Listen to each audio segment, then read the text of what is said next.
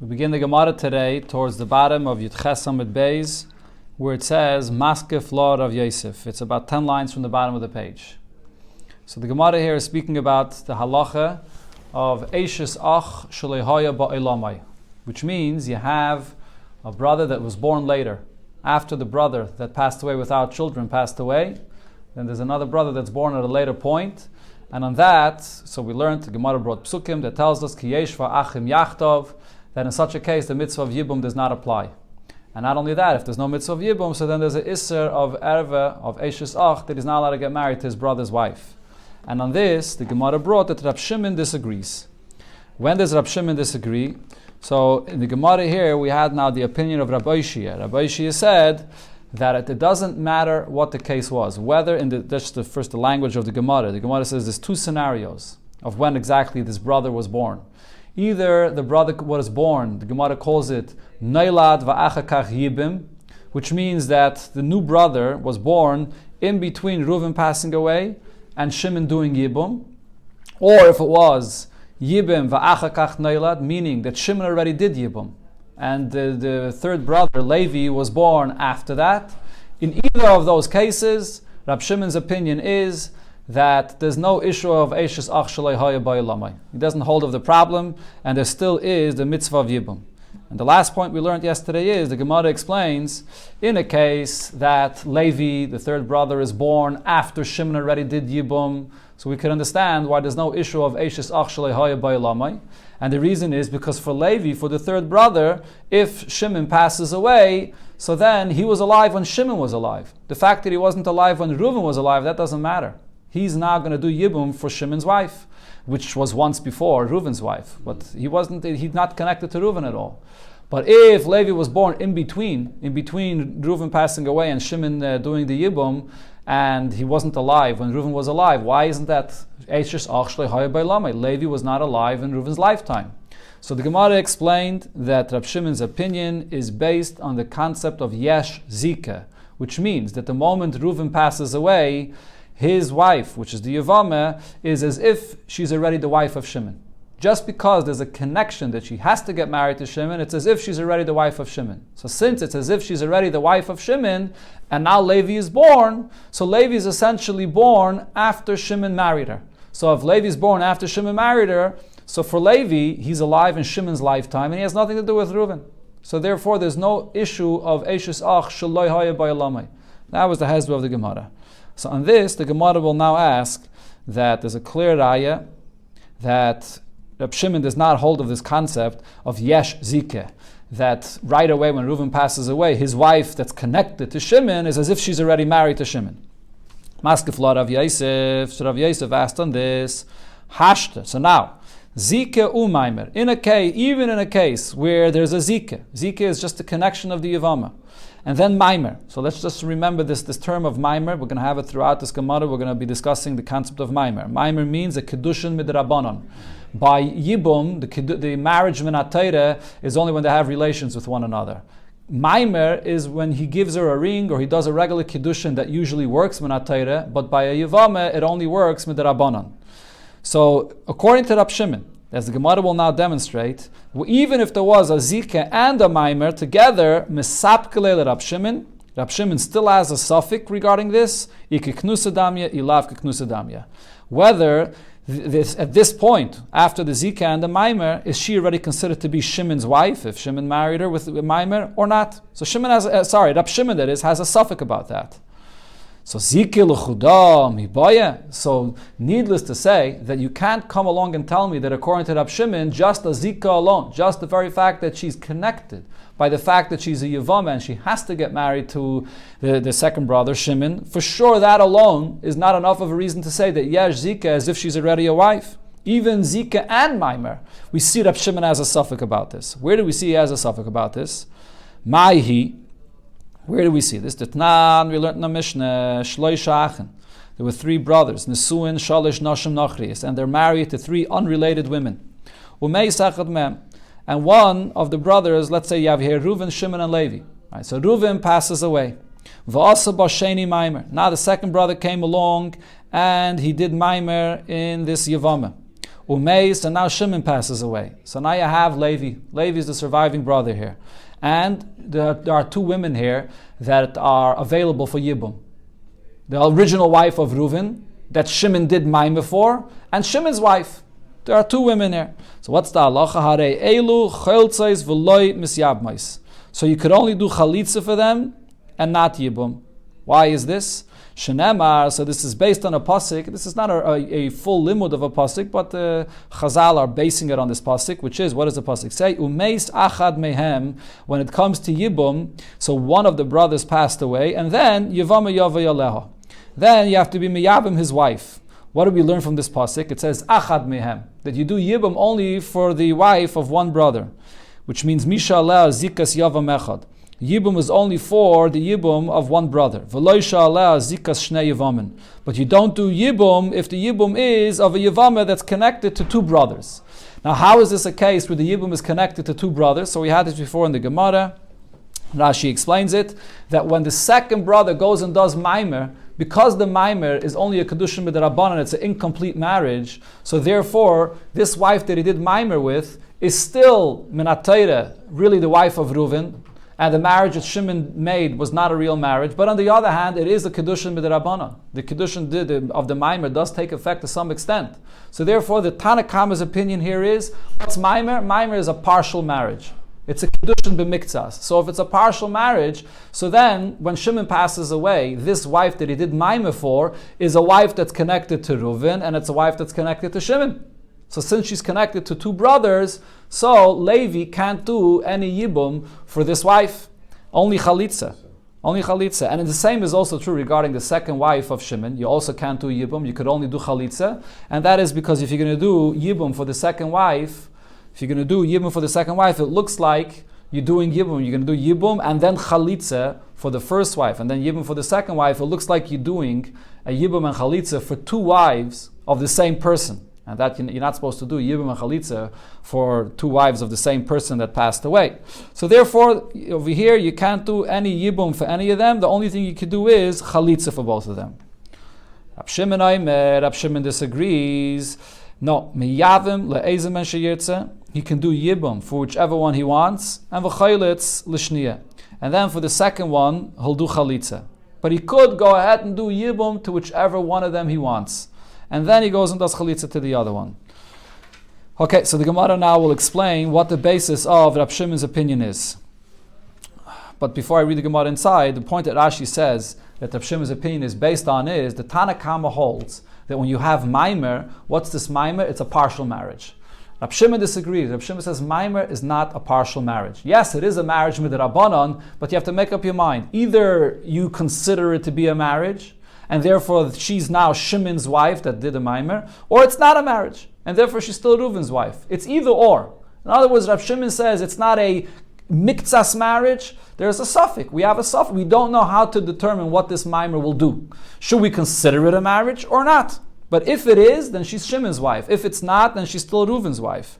And therefore, now the Gemara explains why you could only do Yibum with one and not for both. Yivumit tarvayu loi, you can't do Yibum for both of them. The Dilma Yesh Zika, because maybe she's already considered to be connected and married to Shimon. Not only is there a Zika here, but he actually also, Reuven, Shimon that is, actually did Maimer already. So there's even another reason why she should be connected to Shimon. And therefore, v'havishte Yevamos habois. So then, if she's already married to Shimon, and now Shimon passes away, and so Shimon has his wife, and also the wife of Reuven that he did Maimer in, so and this, if we're going to say that the Maimer is considered to be a marriage, so now Shimon was married to both of them. So that means that this is both Shimon's wives, and therefore what's the halacha if a person passes away without children and he has two wives? You only do Yibum for one wife, not for both wives. So if that's the case, so how could you do Yibum for both of them? So that's not an option. On the other hand, though, to say that you do Yibum for just one of them, and for the other one you shouldn't do Yibum at all, that you also can't say, you also can't say that. Right? So it's, in other words, since we're saying now that these are two wives of Shimon, so you can't do Yibum for both of them, okay, so do Yibum for one of them. And then the other one is totally exempt, like the halacha always is. You do Yibum for one and the other one is free. You can't say that either. Why? Because the Dilme ain't Zika Keknusa.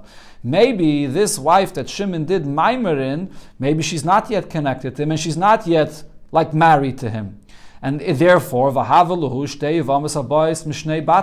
therefore, these are two wives that come from two different marriages, from two different houses. There's Shimon's wife, and then the wife that Shimon did Maimer in is not yet his wife. If the Maimer is not considered a marriage, and it's still Reuven's wife. So if it's still Reuven's wife, so you have over here two women, and he has to do Yibum for both of them. One Reuven's wife and one Shimon's wife. And therefore, you can't just do Yibum for one, and the other will be scot-free. So therefore, what do you have to do? Therefore, Rab Shimon is saying that you're going to have to do Yibum for one of them, and then the other one, you do Chalitza. You do Yibum for the wife of Shimon, and then the wife of Reuven, which Shimon now did Maimer for her, you do Chalitza. So what's the point of here? What do we see? Alma misapkele. So we see over here that Rab Shimon has a suffix in a case where you have a Yevamos. And there's a connection that the Yevamos has to Shimon. Not only is there a Zikah, there's a connection, but he also did Maimer. Even after he does Maimer, how does he determine this Maimer? He has a suffix. Maybe the marriage takes effect, maybe not. So the question of Rav Yosef is, how much more so in a case where there was no Maimer? For sure, Rab Shimon would be very doubtful whether this Zika is already a connection like a wife. So therefore, that's our question. How can we say that Rab Shimon's opinion is based on the concept of Yesh Zika? Here we see he has a suffix about this. So the Gemara now argues and says, wait a minute, maybe there's a different way of explaining Rab Shimon's opinion here. Why you do Yibum for one and Chalitza for the other. If you'll argue and say, really Rab Shimon's opinion is that you could do Yibum for one, and the other one will be completely potter. Why? Because minat Torah, what I say is that really the Maimer took effect, and this is a marriage. Even before the Maimer, the Zika itself makes her already like a wife. So really now when Shimon passes away, Shimon is passing away and he has two wives. What happens when you have two wives? You do Yibum for one and the other one is potter. Maybe minat Torah, that would be the halacha.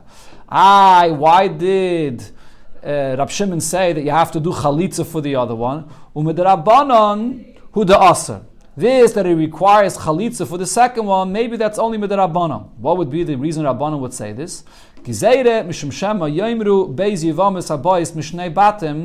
Because people might come to say that even in a case when you have two Yevamos that are coming from two different brothers, from two different houses, that you could do Yibum for one, and that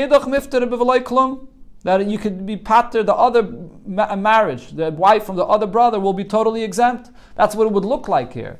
Because it looks like one wife came from Reuven. She was first married to Reuven. The other wife is married to Shimon. So even though now both of them are considered to be Shimon's wives, but it looks like one came from Reuven. And you're doing Yibum for one and you're patering the other. So a person will make a mistake to say that when you have two brothers that passed away and you do Yibum for one of their wives, then it paters the other wife. So in order not to make that mistake, so Rab Shimon said that you should do Yibum for one and Chalitza for the other. But really, minat Torah, the wife of Reuven is not considered to be Shimon's wife. Like the point we said before, because the moment Reuven passes away, Yesh Zika, she becomes connected to Shimon as if she's married to Shimon. So maybe that is what Rab Shimon holds. But the Gemara says, we know that this is not Rab Shimon's opinion. Because time of the Rab Shimon, the reason for Rab Shimon's opinion, when he says here that you can't do Yibum for both, you have to do Yibum for one and Chalitza for another, is Mishum Maimer, Velav Maimeru. The reason is because he has a suffix. Whether the Maimer is a marriage or the Maimer is not a marriage, that's his reason. Not because of this Gzeirim Rabbanan that we just said. The Tanya, we learned this clearly in a Braise. Rab Shimon l'Chachamim. Rab Shimon says to the Chachamim, again, the point of the Chachamim's opinion was, Chachamim considered the Maimer to be a partial marriage. And therefore, Chachamim said that this wife is partially Reuven's wife and partially Shimon's wife. On that, Rab Shimon says to the Chachamim, there's no partial here. If we consider the Maimer of the second brother of Shimon to be a good marriage, so then now she's totally Shimon's wife.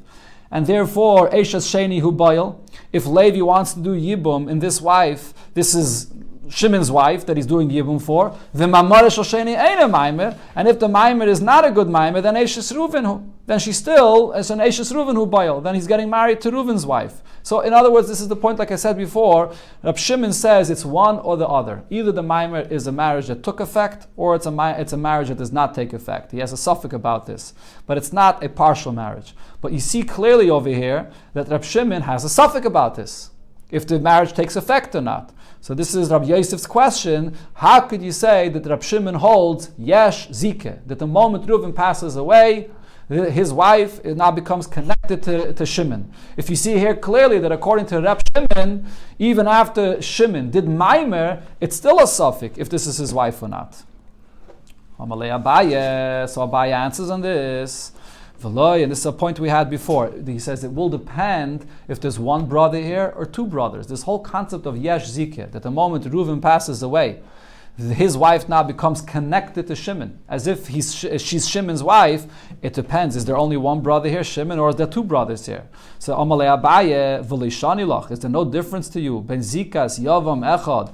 If there's a connection to just one yavam, lezikas shnei yavamin, or if there's a connection to two yavamin. Right, there's a logical reason to make a difference between them. If when Reuven passes away, there's only one brother, so then you could say that since there's only one brother, he's for sure the one that has to do the Yibum, so it's as if she's connected to him, as if she's already married to him. But if there's two brothers, so then we don't know who's going to end up doing the Yibum. So how could you say that just because Reuven passed away, automatically it's considered as if she's already the wife of both of these brothers, or one of the brothers? We don't know who you're going to do the Yibum for.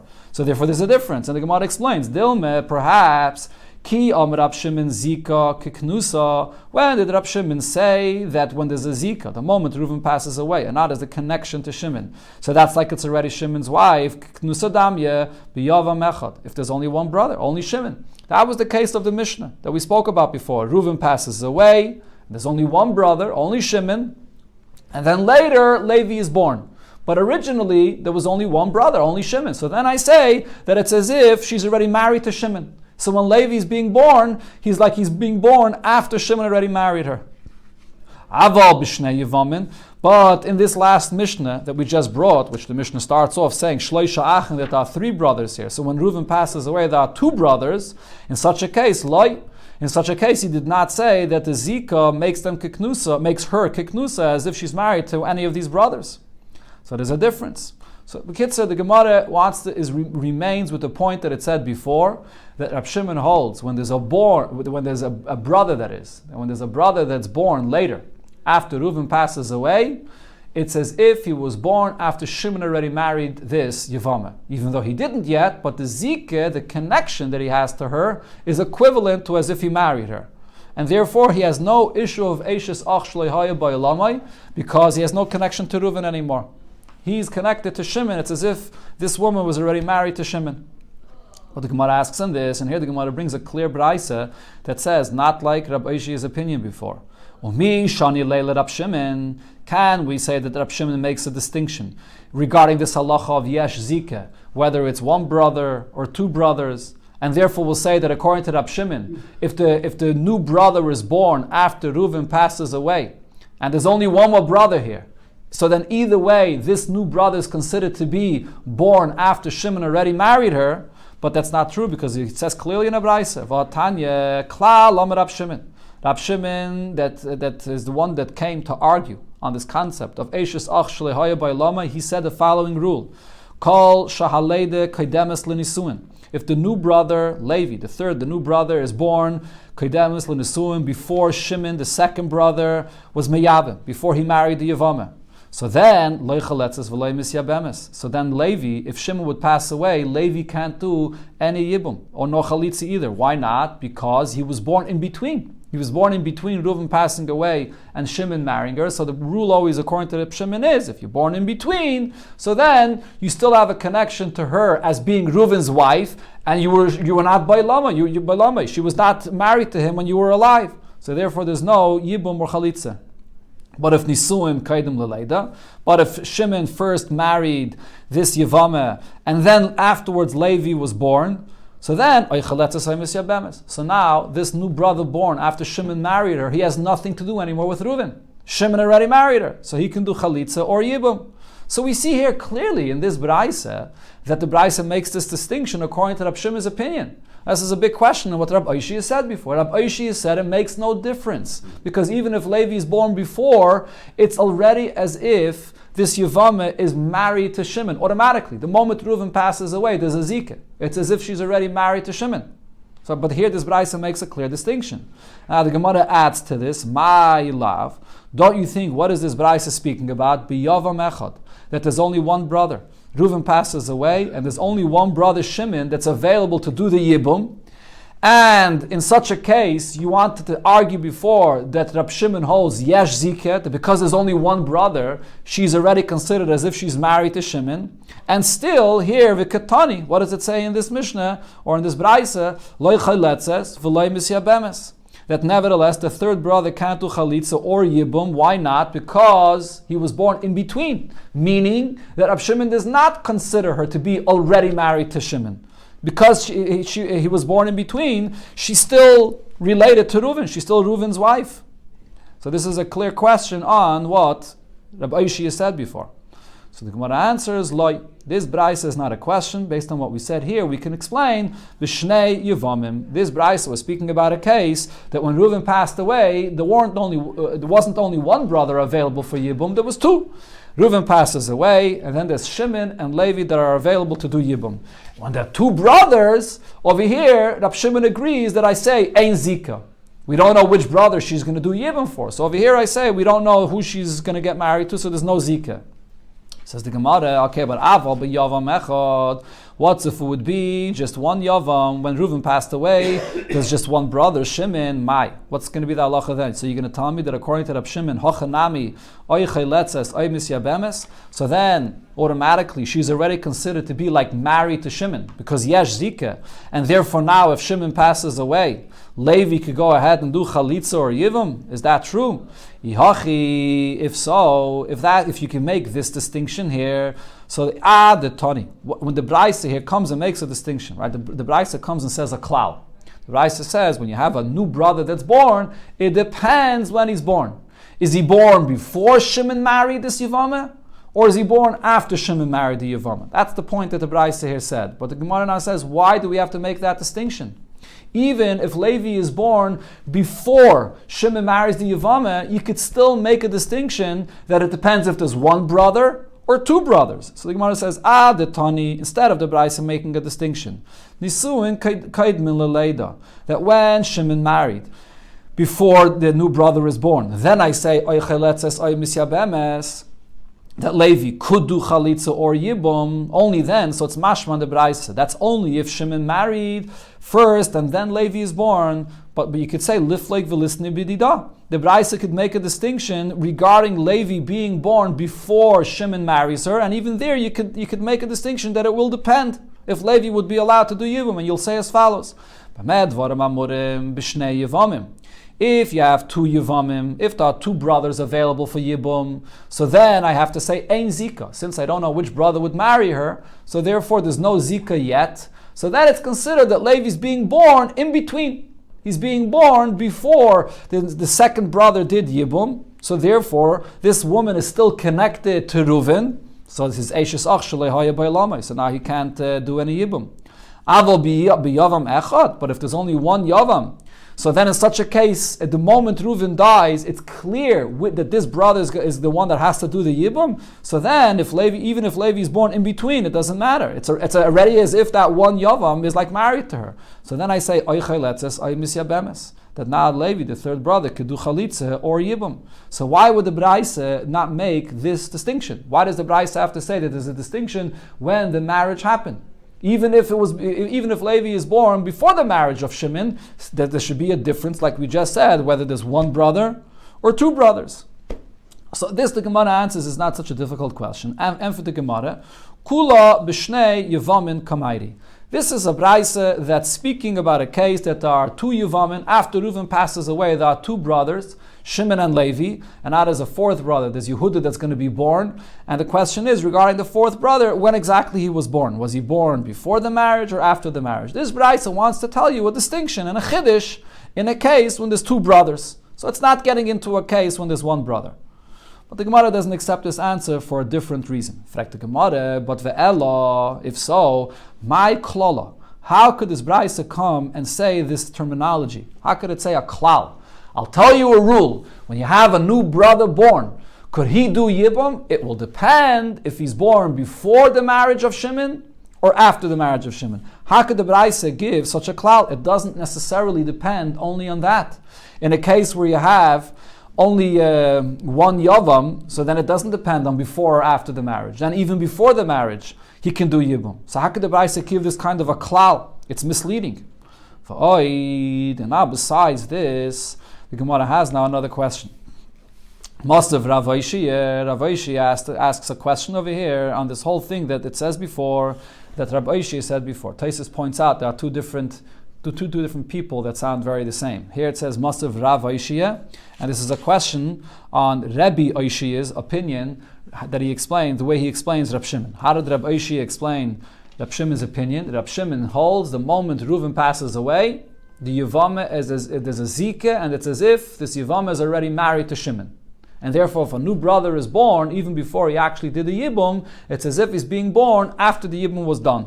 And therefore, for him, there's no issue of Eishes Ach Shalei Haya Ba'Elamai, because he's alive when Shimon is alive. And it has nothing to do with Reuven. That was the Rav Oishia's opinion. So on this, Rav Oishia here has another question on this.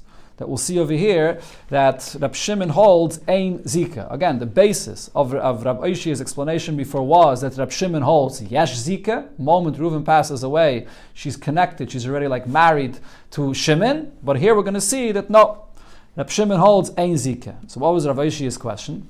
Gimel Achim. You have three brothers. Shnayim Mehem Nisuin Shtei Achayes. Two of them were married to two sisters. Oy Isha Bita. Or two of the brothers were married to a wife and a daughter. So one brother is married to the mother and the other one to the daughter. Oy Isha Bas Bita. Or one is married to a grandmother and the other one to a granddaughter. Or Isha Ubas Bana, or a granddaughter, the son's daughter. The point is, you have two brothers that are married to relatives, either sisters or a mother and a daughter, or a mother and a granddaughter. So then what's the halacha? And what happens if they both pass away? Harei elu choltzais v'loy misyabmai. So because they both passed away, and now the brother that's alive has to do chalitza for these two sisters. So you have to do, because you have two sisters, you do chalitza for, again, either chalitza or yibum, so you can't do yibum. You could only do chalitza. Why can't you do yibum? So this is a point we had before in the Gemara, because when you have two sisters to do yibum for, so when you do yibum for one sister, it's called achais zekukasai. You're doing a yibum for a sister and her other sister is also zekuka to you, is also connected to you. So therefore you can't do yibum, can't have relations with this woman that's a sister of another zekuka, so therefore you could only do chalitza. That's the Tanakama's opinion. But Rab Shimon Paiter, Rab Shimon says that in such a case, because you have these sisters, or maybe a mother and a daughter, or a mother and a granddaughter, these are relatives and they're erva to one another. So because you have these both of them that are zakuk to you to do yibum, so Rab Shimon says there's no hipatas completely, no yibum and no chalitza at all. We'll see soon in the Gemara. The Gemara will bring a pasuk for this. So right now the Gemara understands what does Rab Shimon Paiter mean? Rab Shimon Paiter means that you don't have to do yibum or chalitza for any of these sisters. Okay, so now the Gemara will ask on this, and the Gemara will prove that from here we see that Rab Shimon holds Ein Zika. How do we see this? Now just before we see the Gemara inside, at this point, the way the Gemara understands what happened here is, when it says that there was these two brothers married to two sisters, and they both passed away, they didn't both pass away at the same time. One passed away, Reuven passed away, and then Shimon passed away. Even if it was a minute later, or 5 minutes later, or a day later, or a week later, but the point is, they did not pass away exactly at the same moment. First Reuven, and then Shimon. Now if that's the case, frek the Gemara, v'i sol kedaitach. Now if you're going to say Kasavar Rab Shimon, that Rab Shimon's opinion is, Zika keknusa, that the moment Reuven passes away. And now Reuven's wife is connected to the next brother. Let's say there's Reuven and Shimon. These are the two brothers. First Reuven passes away, and then Shimon's going to pass away. And now Levi. Levi is going to be the one that has to do the yibum. So if when Reuven passed away, the moment Reuven passes away, so then Zika keknusa. The Zika it goes to Levi that he must go ahead and do Yibum for her, and it's Keknusa. It's the Zika means it's as if he already did Yibum.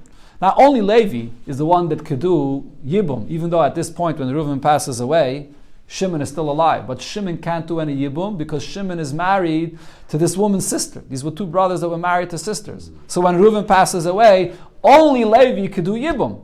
So therefore, if you're going to say that Rab Shimon's opinion is Yesh Zika, which means that Zika is Keknusa, that the moment Reuven passes away, it's as if Levi is already married to her, Keknusa Damya. So if so, why is Rab Shimon saying that when Reuven passes away, and now Shimon passed away afterwards, that now he can't do Yibum for either one of them? Not Yibum and not Chalitza for either one of them. Why not? L'yabim, l'kamaisa, let him do Yibum for Reuven's wife, v'tipater idach, and that will pater the other one of Yibum. So Rashi explains, the point over here is that the moment Reuven passed away, it's as if he's already, the brother Levi that has to do Yibum, it's as if he's already married to her. So even if he didn't get a chance to do the Yibum until the second brother passes away, and now there's another sister here that he has to do Yibum for, but it doesn't matter. It's as if he already married the first one that from Reuven's wife that passed away. So once he does Yibum for her, so now this should pater the other sister. Why should it pater the other sister? Because now the other sister is going to be the sister of his wife. The moment we say that it's as if he already did Yibum for the first sister, because the moment Reuven passes away, it's Keknusa, so the second sister is a Chaysishtoi, so she's totally pater. So for one, he should be allowed to do Yibum, and for the other one, you should be pater. Why is Rab Shimon patering both of them? So the Gemara answers, Amar Rav Amram, you're right, maybe that's what Rab Shimon meant. My paiter nami, paiter b'shniya. Rab Shimon is saying that only the second sister will be pater, because the first sister, it's as if she's married to you from the moment Reuven passed away. So you can go ahead and do Yibum with her. And now the second sister is the sister of your wife, so you don't do Yibum for the second sister. Maybe that's what Rab Shimon meant to say. Fragt the Gemara, but that's not the case. Rab Shimon pater b'shteyen. But we learned in the Braise that Rab Shimon says that you're going to be pater of doing Yibum for both of these sisters. So he clearly says that you can't do Yibum for one and then pater the other. You pater for both of them. So Rava gives a different answer, and Rava says that we misunderstood what the Braise said. The case over here, the way we thought it was, is that Reuven and Shimon were married to two sisters. That's one case. Or Reuven and Shimon were married to a mother and a daughter.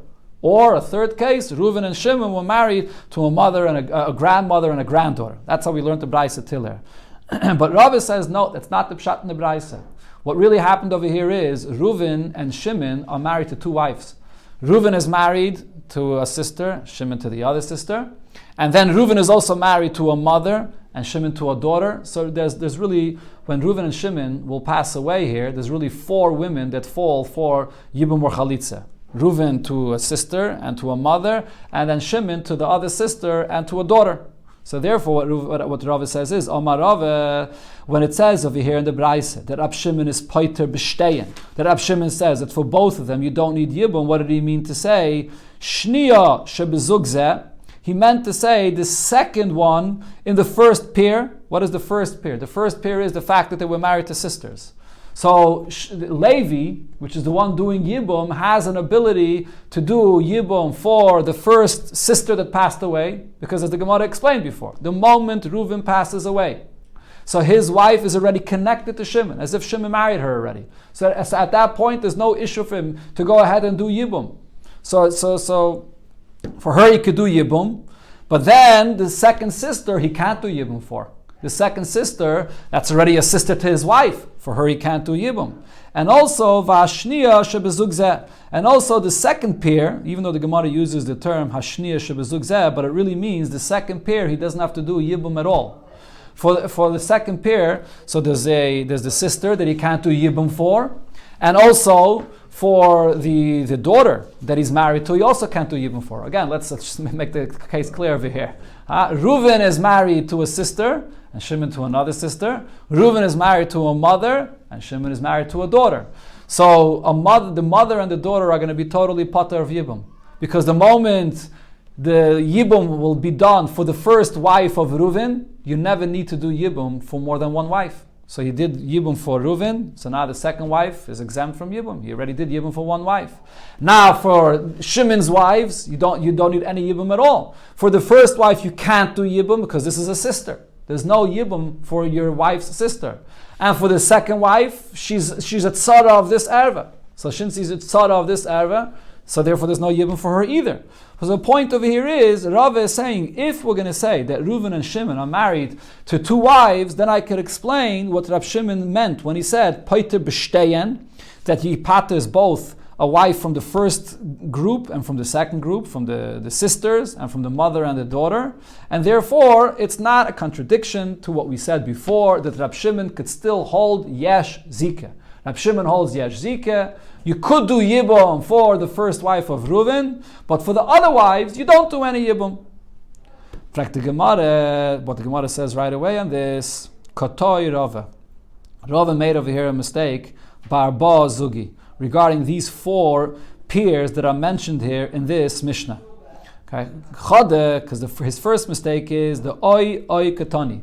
What Rava was suggesting is, the way to read that Mishnah is, it says that Reuven and Shimon were married to sisters, and then Rava came and said they were married to sisters, and they were also married to a mother and a daughter, and they were also married to a grandmother and a granddaughter. That's what he can. So Reuven and Shimon were married to a bunch of wives. But that's not what it says in the Braisa though. In the Braisa it says oi oi. It's a Mishnah again. It says over there Reuven and Shimon were married to sisters, or they were married to a mother and a daughter, or they were married to a grandmother and a granddaughter. It's not all one case. So how could he say that the case over here is that Reuven and Shimon were married to two wives when it says in the Braisa oi? V'oid. Another question over here is Rab Shimon paiter ba'arba'atan mibayalei. It should have said over here, if you're taking out the word oi, or you're ignoring the word oi, so then it should have said that Rab Shimon paters all four, regarding all four groups. What does it say? They're all four peers. In the Mishnah there it says that Reuven and Shimon were married to two sisters, a mother and a daughter, a grandmother and a granddaughter. So it should have said that Rab Shimon paters for all four peers, if you're taking out the word oi oi. So therefore you cannot say this pshat in the Braisa. The pshat in the Braisa, or the Mishnah again, the pshat in that Mishnah is, like we learned in the beginning, that Reuven and Shimon were married to two sisters, and that's it. And therefore we have our original question, why does Rab Shimon pater both of them from Yibum? If you hold Yesh Zike, he should be allowed to do Yibum for the first one, and then the second one you don't do Yibum for. Another question here is, Tanya, we clearly learned in a Braisa that spells out what Rab Shimon meant when he said Rab Shimon pater. Rab Shimon pater b'shteyen min hachalitze u'min ha'yibum. Rab Shimon paters the two sisters from Reuven and Shimon, the two wives of Reuven and Shimon. He paters both of them of chalitza and yibum, and he learns it from a pasuk, Shenamar v'isha el achaisa leisikach litzrei. A woman and her sister, you should not marry litzrei. What does litzrei mean? B'shah shenasu tzarei zuluzu. If they are both falling for yibum, even though they're from two marriages, but because now they are both here for the yibum and they become tzarais, they become like competition to one another. In other words, these are two tzarais that you have to do yibum for. You don't do yibum for even one of them. So he learns from this pasuk to pater both sisters of the yibum. So we clearly see that Rab Shimon patered both sisters of the yibum. So our question remains, why can't we say that since Reuven passed away first and Shimon passed away second, the moment Reuven passed away, his wife is Yesh Zike. It's as if she's already married to Levi, which is going to be doing the Yibum. And then when Shimon passes away, so for Shimon's wife, you can't do Yibum anymore. Elam Ravashi, so Ravashi now gives a different answer. What Ravashi says is, the point over here is that in that Mishnah, the case is that Reuven and Shimon passed away at the exact same moment. If Reuven the nafal b'zeh chazeh, if Reuven passed away first and Shimon passed away second, and these two wives fell for Yibum one after the other, Ochanami, you would be right. The moment Reuven passes away, the Zika is keknusa, as if he married her already. So there's no reason why I can't do Yibum for her. But hacha b'mayaskinan, what are we talking about over here? The nafal b'vasachas. These two brothers, Reuven and Shimon, passed away at the exact same moment. And therefore, if they pass away at the exact same moment, so then I say this pasuk that Rab Shimon said, Isha lachaisal esikach litzrar, that because they became both zukuka at the exact same moment, so there's no lekuchim. You can't do any marriage for either one of them. So this is only if it's at the same moment. Now, you may ask the question, is it really possible to say such a thing? That two brothers pass away literally at the exact same moment? So the Gemara says yes. Rab Shimon Savalak, Rab Yosi Aglili. Rab Shimon holds like Rab Yosi Aglili, the Amma that says, Efshel Tzamtzim. It is possible to observe and see that these two people passed away at the same time. Let's say, Rahman al-Atzlan, for example, there's a car crash and they're both instantly killed, and you know for a fact that they both passed away literally at the exact same second. That's what such a case would be speaking about. Okay, so this is the conclusion here of all explaining according to the opinion of Rab Oishia. Rab Oishia's interpretation of Rab Shimon's opinion. Rab Shimon holds that there's no issue of Eishes Ach Shalehaya Ba'ilame when there's a third brother that's born. It doesn't matter if that third brother is born before the second brother did Yibum or after the second brother did Yibum. Now the Gemara is going to bring a second opinion. Rav Papa now says and explains the machlaikis of Rab Shimon on the Rabbanon regarding Eishes Ach Shalehaya Ba'ilame differently. It will depend. If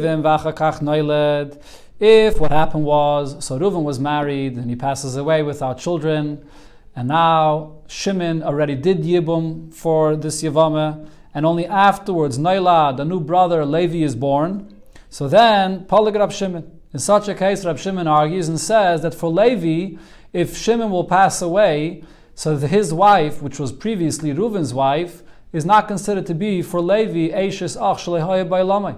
Because for Levi, he was alive when Shimon was alive, and since he was born after Shimon got married to her, so he has nothing to do with the fact that she was once married to Reuven. So for him, this is Eishes Ach Shalehaya Ba'ilame. The past history of what happened to Reuven is irrelevant. That's the case that Rab Shimon argues. But B'nailad v'achakach yibim. But if it's a case that the new brother Levi was born in between, after Reuven passed away, before Shimon did the Yibum, in such a case, he will agree, Loi Polik. Rab Shimon does not disagree. He holds exactly like the Rabbanon, that for Levi, this woman is a Eishes Ach Shalehaya Ba'ilame. Since she's still the wife of Reuven before the Yibum to Shimon, and Levi is born then, so for him, she becomes Asa forever, because it's Eishes Ach Shalehaya Ba'ilame. So if Rab Shimon only argues in one case, so then the question is, why does the Mishnah have to say both cases? Why do you have in the Mishnah the case of Yibim V'achakach Nailad, where Rab Shimon argues, which is the Mishnah over here on Daf Yud Ches Amud Beis, and why do you have the Mishnah in the beginning of the Perek, which is the case of Nailad V'achakach Yibim? Right, that was the whole basis of Rabbi Ishia's opinion. Rabbi Ishia said before that the Mishnah repeats both of them to let you know that Rab Shimon argues in both of these cases. That in both of the cases he holds that it's a Eishes Ach Shalehaya Ba'ilame, and for him it doesn't matter. But if Rav Papa is making this distinction, so then why does it have to say both cases? So the Gemara v'tarvayu l'Rabbanon. Both of these Mishnahs are being said here according to the Rabbanon Itzterich, to tell you the Rabbanon's opinion. Now, v'loizu avzu ketani, and the Mishnah starts off with the smaller Chiddush in the first Mishnah of the Perek, and then it comes to the bigger Chiddush. The first Chiddush that the Mishnah says is v'nigeh to the case of Nailad v'achakach Yibim. That was the first Mishnah in the Masechta, when Levi was born in between. There it's simpler to understand why Levi would be Eishes Ach Shalehaya Ba'ilame. He was born before Shimon did any Yibum. And then the Mishnah in the second Mishnah comes and tells me that the Rabbanan hold of an even bigger Chiddush, Avzu Ketani, that even if Levi is born later, after Shimon did the Yibum, but still because she was originally Reuven's wife, there's still an issue of Eishes Ach Shalehaya Ba'ilame. But Rab Shimon is not arguing on both cases. Rab Shimon is only arguing on the second case of Yibim v'achakach Nailad. Sagt the Gemara, Tanya kvasei de Rav Papa. In a Braise, we clearly learned like Rav Papa, the Tiyufte de Rav Oishia. And it refutes Rav Oishia's opinion. So again, Rav Papa says, Rab Shimon only argues in the case when Levi was born at the end, after Shimon already did the Yibum. And according to Rav Oishia, Rab Shimon argues even if Levi was born in between, after Reuven passed away, before Shimon did the Yibum. So there's a Braisa that clearly says like Rav Papa. This is going to be a pretty long brisa with a lot of details in it, and the raya is going to be from the end, from the seifa of this brisa. Shnei achim ba'olam echad. So if you had two brothers that were living in the world together, umeis echad mihem, and one of them passes away, b'loi vlad, without any children. Va'omad hasheni hazeh. Now the second brother got up, lasis maimer b'yevimtei, with a plan to do maimer with this yevama. V'loi hispik lasis ba maimer, but he didn't get a chance to do that maimer. At sheneilad loi ach. So before the maimer was done, another brother, a third brother, was born. Umeis, and now after this, Shimon passes away. Okay, now why the Braisa says this whole arichas that he wanted to do maimer, but he didn't get a chance to do maimer, the Gemara will explain later. So, but the point of it here is that Levi, the third brother, is born after Reuven passes away, before Shimon did anything, even before Shimon did maimer. So Harishayna. So now the first wife, which was Reuven's wife, which maimer wasn't ever done for her, so Levi can't do any yibum for her. This is the exact case of Eishes Achav Shalei Haya Ba'Lamai, that he wasn't alive when Reuven was alive, so there's no yibum for her. Shniya, the second wife, that refers to Shimon's wife. Shimon was also married, so Shimon's wife, Oy Chayletzes, Oy Misyabemes. So for her, there's no issue whatsoever. Levi was alive when Shimon was married to her, so for her, there's the regular mitzvah of Yibum that applies. Another case, Asa ba Maimer. What if Shimon first did Maimer on this wife of Reuven, V'acha kach noilad, and only afterwards the third brother Levi is born, or the reverse, Shenoilad loy ach, Levi, the third brother, is born, V'acha kach asa ba Maimer, and Shimon did not pass away right away, but Shimon did do Maimer in this Yevama, Umeis, and then afterwards he passes away. So in either one of these cases, so the Tanakama here holds, which we'll see soon, is Rab Meir. So he says, Harishayna yaitze mishameshes achiv shalei ba'lamai. The first wife, which is Reuven's original wife, she is going to be Eishes ach shalei ba'lamai because Levi is born afterwards, after Reuven passed away. It doesn't make a difference if Levi is born before the Maimer or after the Maimer, according to the Tanakama, either way, because Levi was born after Reuven passed away, so therefore she's a Eishes ach shalei ba'lamai, so therefore there's no Yibum for that wife. Shniya, but now when it comes to the second wife, which is the wife that Shimon was married to, Chaylat says v'loy misyabemes. For her, you could only do chalitza and not yibum. Why only chalitza and not yibum? So this is the same point that we learned before over here in the beginning of the Gemara, that when it comes to Maimer, the opinion of the Tanakama here is that Maimer is a partial marriage. It's not a full marriage. So therefore, it could be that this Eishes ach shalei ba'lamai, the first wife, which for Levi is Eishes ach shalei ba'lamai, is considered to be already married to Levi. To Shimon, that is. Again, it's considered to be married to Shimon. And therefore, when Shimon passes away, so for Levi, the first wife is Eishes ach shalei ba'lamai, and his second wife is going to be the tzara of this woman, of this Eishes ach shalei ba'lamai. So that's a tzaras erva.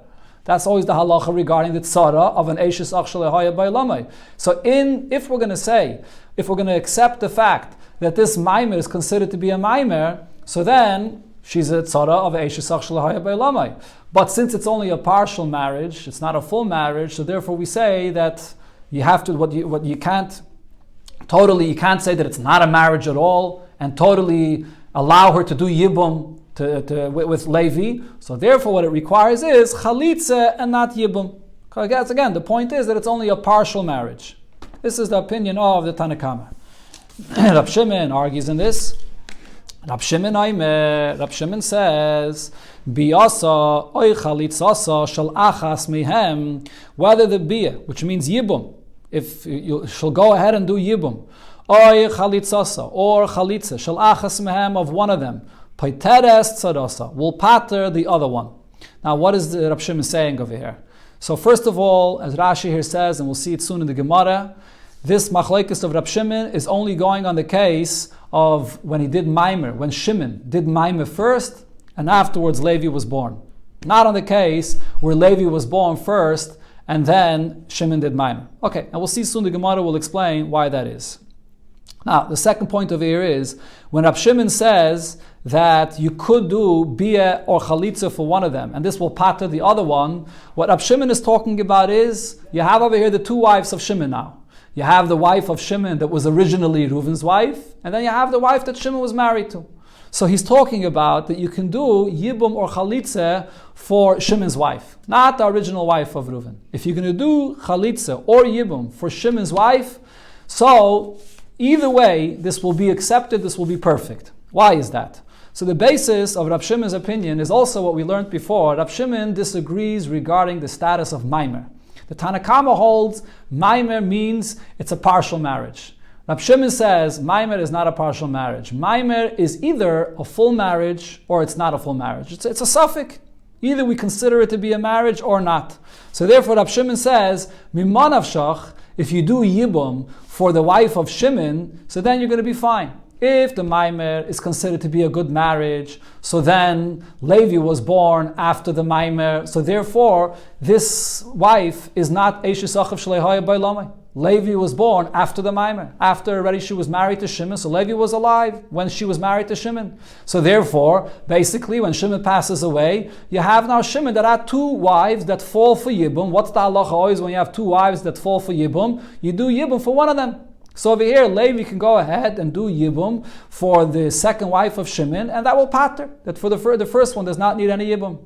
If you're going to say that the maimer did not take effect, so then when Levi was born before this wife of Reuven got married to Shimon, because the maimer did not take effect. So for Levi, the first wife, which was originally Reuven's wife, for him, she is Eishes Ach Shleihaya Bailamai. So she's an erva for him. So for him, for her, there's no yivum whatsoever. The second wife that Shimon is married to, so that second wife is the one wife that stands for yivum. So he does yivum for that one wife. The other wife that he did maimer for, the maimer didn't take effect. The maimer is not a marriage b'chlal. So it comes out that essentially Shimon is really married only to one wife, and therefore he does yibum for that one wife of Shimon. And the other one is Eishes Ach Shleihaya Bailamai. It's no Yibum Levi could do for her. She was never Shimon's wife. She's Reuven's wife, and Levi was not alive when Reuven was alive. Okay, so that's the first part of what Rab Shimon is saying over here. That when you look at maimer is not a partial marriage. Maimer is a suffix. If it is a marriage, so then this is a perfect marriage of two wives of Shimon, and you do yibum for one of them. If it's not a marriage, so then Shimon is married just to one wife, and you do yibum for that one. But this is all regarding the second wife, in other words, that wife of Shimon, not that first wife that was once married to Reuven and Shimon did maimer for. But Rab Shimon continues, Cholatz lebalas maimer, but if he went ahead and did chalitza for that first wife that was originally married to Reuven, and now Shimon did maimer with her, loy nifter tzarasa. That's not going to pater the tzara. Why? Because there's a suffix about this maimer. And there's a possibility to say that the maimer did not take effect. If the maimer did not take effect, so then, for Levi, she's a Eishes Achav Shleihaya Bailamai. So therefore the chalitza that he did in that wife, it did nothing. He's not chayiv to do no chalitza, no yibum for her. So therefore the other wife of Shimon, you still have to do yibum for her. She has no connection to this other wife because the maimer possibly did not take effect whatsoever.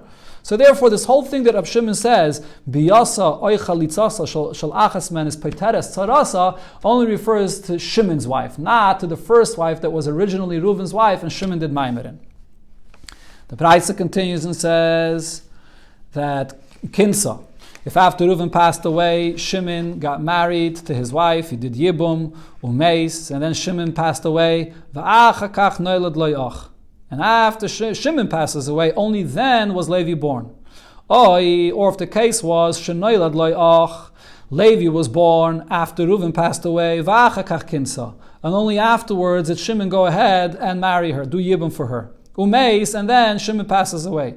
So in such a case, now when Levi has to do yibum for her, shteyen peturais mina chalitza umina yibum, both of them will be pater from yibum v'chalitza, because for Levi, Reuven's wife is Eishes Ach Shleihaya Bailamai. Either because he was born in between Reuven passing away and Shimon doing the Yibum, or because he was born after Shimon passed away. So he was not alive, not in the lifetime of Reuven and not in the lifetime of Shimon. So therefore, this is Eishes Ach of Shleihaya Bailamai, which will pater the second wife as well.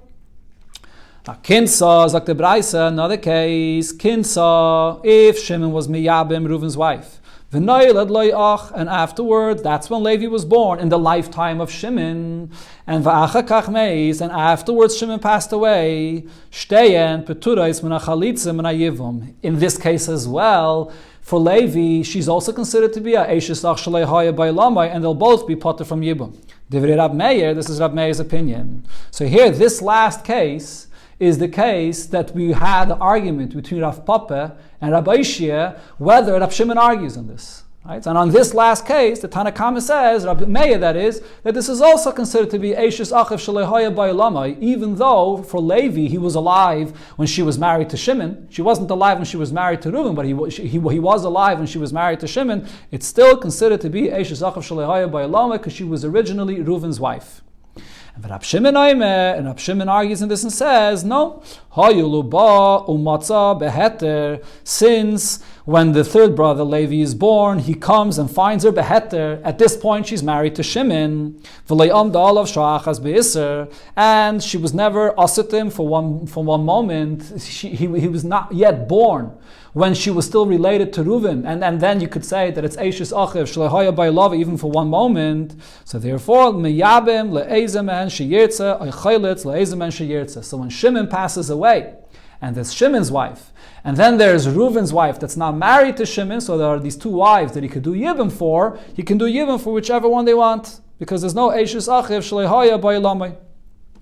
So now, the Gemara will explain that Rab Shimon is arguing on the last case that the Braisa over here brought, which is when Shimon is born after, that is, again, Levi is born after Shimon did Yivum, but before Shimon passed away, as the Gemara proves this.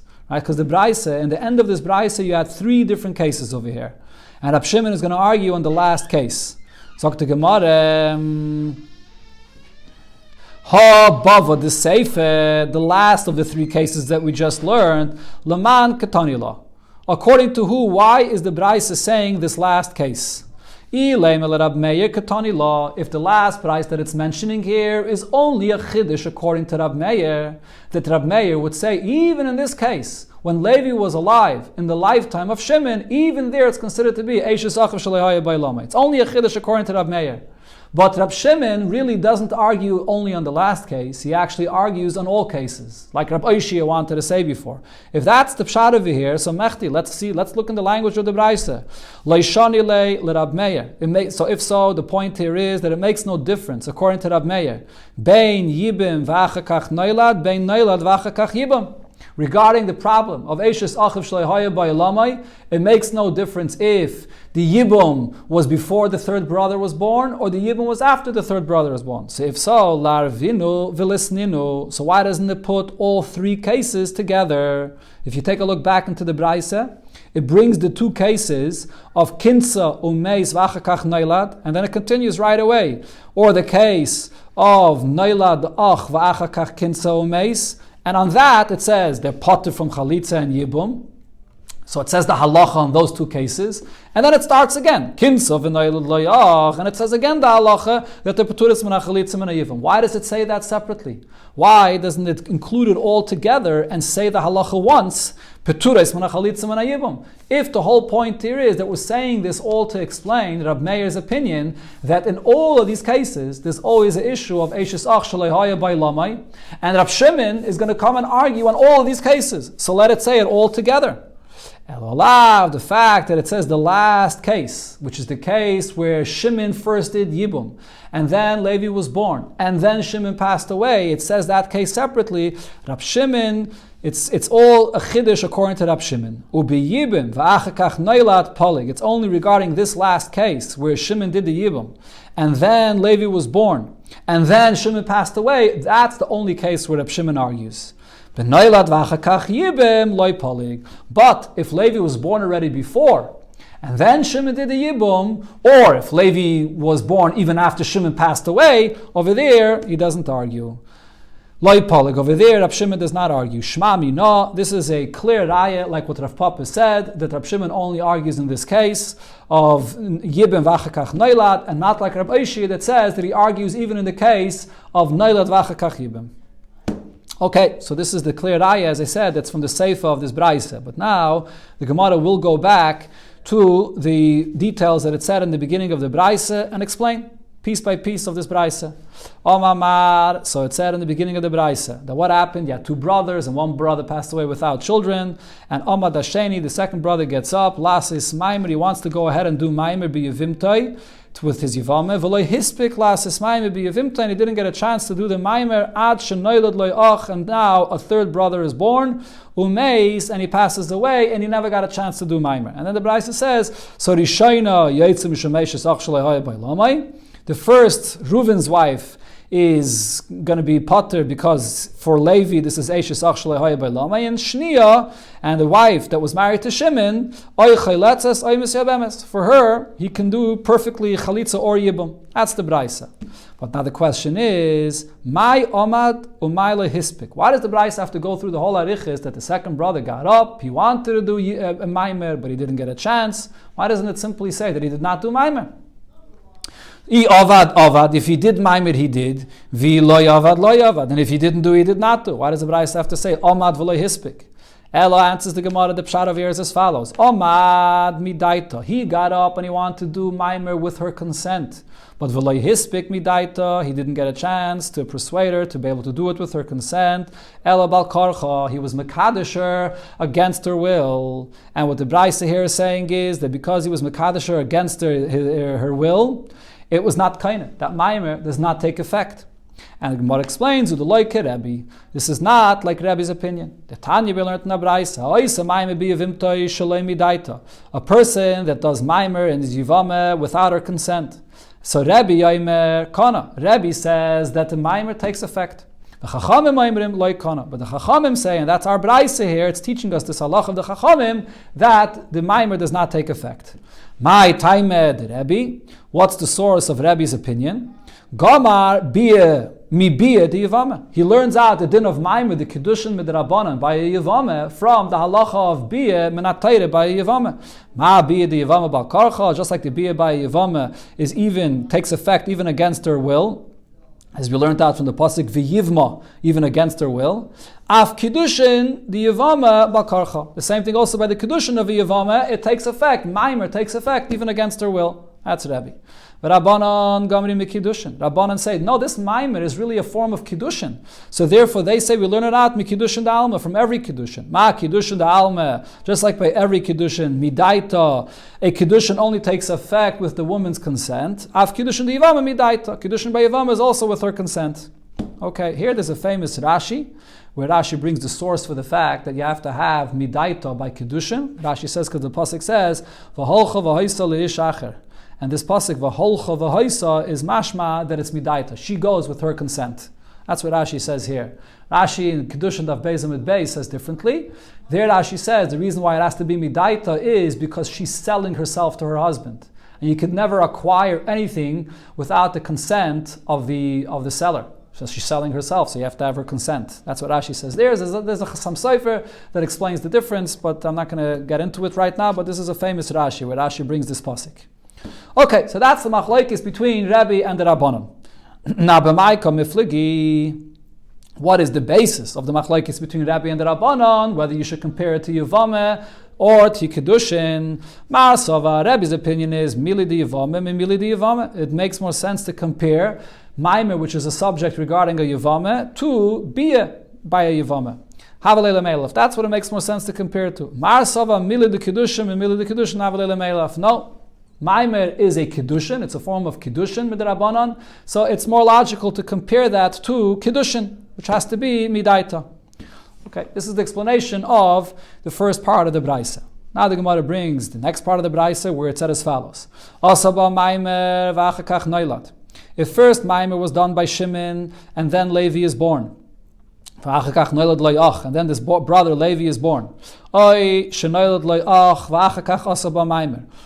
the reverse. First Levi was born, and then Shimon went ahead and did Maimer. Umeis, and Shimon passed away. Rishayna, so the first wife that was Reuven's wife, Yaitza Mishum Eishes Achiv Shalihaya Bailamai. So that's certainly for Levi an issue of Eishes Achiv Shalihaya Bailamai, and in both of these cases, According to the Tanakama, it doesn't matter. Since she was originally Reuven's wife, whether Levi was born before Shimon's Maimer, after Shimon's Maimer, either way she was originally Reuven's wife, so she's Eishes Achav Shleihaya by Elamai, and therefore for her there's no Yibum or Chalitza.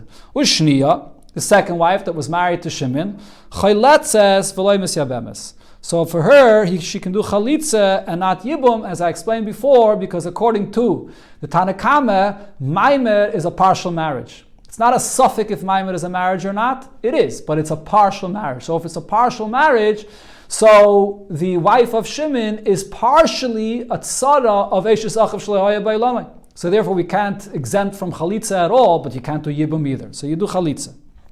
That's a Tanakama. Rab Shimon says, Biyasa oy chalitzasa shal achas men poiteres, that you can do, you have biyah, which is Yibum, or Chalitza from one of them, which as I explained before, this refers to the wife of Shimon. Not that first wife of Reuven that Shimon did Maimah for, but Shimon's wife. So when Shimon passes away, Levi can do Yibum for Shimon's wife or Chalitza, and it will pater the other one. It will pater the first original wife from Reuven. That's what Rab Shimon said. Now there were two cases here. There was one case where Levi was born before the Maimer of Shimon, and there's another case where Levi was born after the Maimer of Shimon. So here the Gemara will explain on which case was Rab Shimon arguing. Rab Shimon, on which one of these two cases is Rab Shimon going on? If you're going to say that he's going on the case where the third brother Levi is born first, and then Shimon did Maimer. If that's the case, so then in such a case, she's certainly a Eishes Ach Shleihaya B'Elamai. Ha'amrid bin Nailad L'B'Seif Yibem Loi Palik. Didn't you say that in such a case, Rab Shimon will agree that if Levi is born in between, if Levi is born after Reuven passes away, before Shimon did the Maimer, for sure for Levi, she's an Eishes Ach Shleihaya B'Elamai. So if so, what Rab Shimon is saying that you could do Chalitza or Yibum for Shimon's wife, or the second wife for Shimon's wife, doesn't make any sense. Because if Shimon did Maimer for Reuven's wife, so then there's a tzad to say that now Shimon's wife is going to be a tzara for this Eishes Achav Shleihaya B'Elamai. The first wife is certainly Eishes Achav Shleihaya B'Elamai. But now Shimon did Maimer, and possibly that Maimer took effect, right? According to Rab Shimon, it's a suffix. So if that Maimer took effect, so then how could Rab Shimon say that let Levi go ahead and do Yibum for Shimon's wife? Shimon's wife would be a tzara to Eishes Achav Shleihaya B'Elamai. Or as Rashi says, how would Rab Shimon say that if you do Maimer in the wife of Shimon, that then it paters the first wife that was once Reuven's wife? It doesn't pater. That wife that was once Reuven's wife, she's Eishes Achav Shleihaya B'Elamai for Levi. Rab Shimon agrees that for sure for her, there's no mitzvah of Yibum at all. So that, on that case, Rab Shimon is not arguing, Rab Shimon is not talking about that case. So rather, Ella, on what case was Rab Shimon referring to? Regarding the case where the Maimer was done first, and afterwards, and then the brother was born, then Levi was born. So over here, in such a case, there's a suffix, if she's Eishes Achav Shleihaya B'Elamai. Right? Because Shimon was born, again, Levi that is, Levi was born after the Maimer, so either she's Eishes Ach Shleihaya B'Elamai. If the Maimer did not take effect, so then the first wife is Eishes Achav Shleihaya B'Elamai, and the second wife of Shimon is perfect. She's a wife that Levi could do Yibum for. And if she's not Eishes Achav Shleihaya B'Elamai, because the Maimer did take effect already before Levi was born, so then Shimon has two wives, and Levi could go ahead and be Meyav in one of them. Like we explained already before, that's the first part of what Rab Shimon was saying. So in that case, what Rab Shimon is saying makes sense. And then the Gemara here brings again the next part of what Rab Shimon said. Cholatz lebalas maimer. If from these two wives that Shimon has now, again, the first wife was originally Reuven's wife, and the second wife is Shimon's wife. So if Levi, that was born after the maimer, will go ahead and do chalitza to the balas maimer, to that first wife that was Reuven's wife that Shimon did maimer for, then lo nifter tzara. That chalitza that he's going to do for that first wife will not pater the tzara. Why not? My time, mishom dahavoy tzara vadai, because the tzara, which is the second wife that Shimon was married to, she's vadai a yevamos for Levi, because for Levi, he was alive when Shimon was alive. This is definitely a Yevamos for him that he has to do Yibum Chalitza for. Ubalas Maimer, Safik. And that first wife that was originally married to Reuven, there's a Safik if he's chayiv to do Yibum for her. If the Maimer took effect, then she's also in the parsha of Yibum. If the Maimer did not take effect, and Levi was already born, so that means Levi was born in between Reuven passing away and Shimon marrying her. So therefore, she's a Eshes Achav Shalehaya Bayalamai. So therefore, there's no Yibum for her at all. And the Chalitza that he did for her is worthless. It didn't do anything. So to go ahead and do a Chalitza for the first wife, which perhaps that whole Chalitza is worthless, didn't accomplish anything, is not going to pater the second wife, which she's Vadai Chayiv to do either Chalitza or Yibum for her. As we explained this already before, Rashi explained this before.